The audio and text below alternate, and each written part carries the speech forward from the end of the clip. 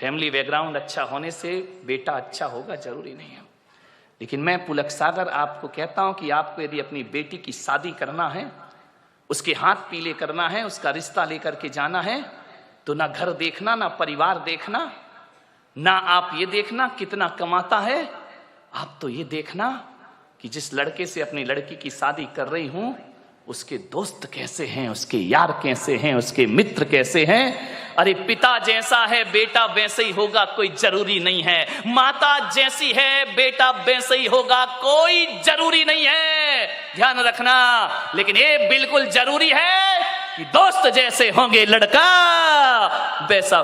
दोस्तों का बैकग्राउंड देखो, आप ये देखो किसके साथ उठता है, किसके साथ बैठता है, कहां जा। माँ बाप से छिपके काम करते हैं लड़के, माता पिता को पता नहीं चलता, और दोस्त सड़कों पे बाहर क्या करते हैं। किसी भी बेटी की शादी करो तो लड़के के दोस्तों के बारे में जानकारी जरूर लेना। यदि लड़का अच्छा होगा तो अच्छे लोगों की संगति में उठता बैठता होगा, वो लड़का यदि खराब होगा तो गलत लोगों की संगति में उठता बैठता।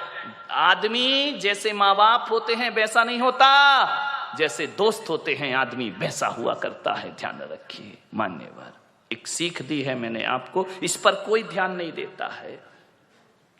आप बताइए ना, एक बेटा सही गलत किसकी वजह से होता है?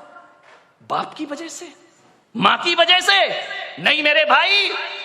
एक शराबी बाप भी चाहता है कि मेरा बेटा शराब ना पिए, ध्यान रखना। एक जुआड़ी भी चाहता है कि मेरा बेटा जुआ ना खेले, और एक बेस्या भी चाहती है कि मेरी औलाद इस गंदगी में जीवन ना बिताए, ध्यान रखना। एक चोर ने भी ये सपना नहीं देखा होगा कि मेरा बेटा चोर बने।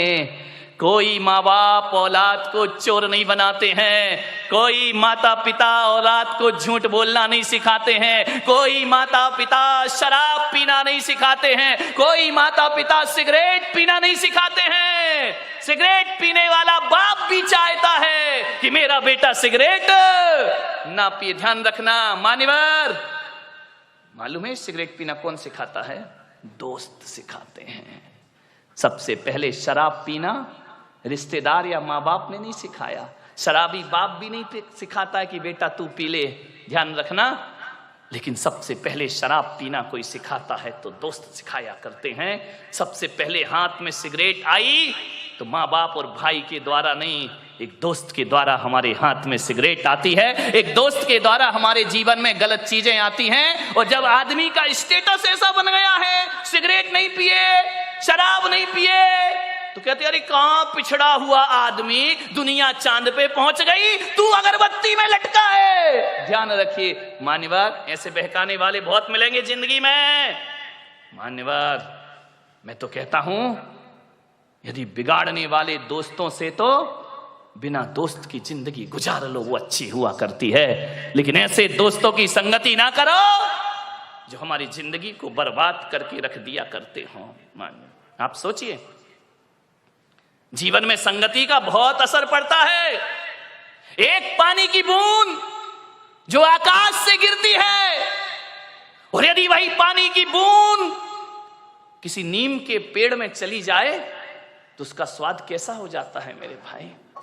बताइए, कड़वा हो जाता है। नीम जानते हो?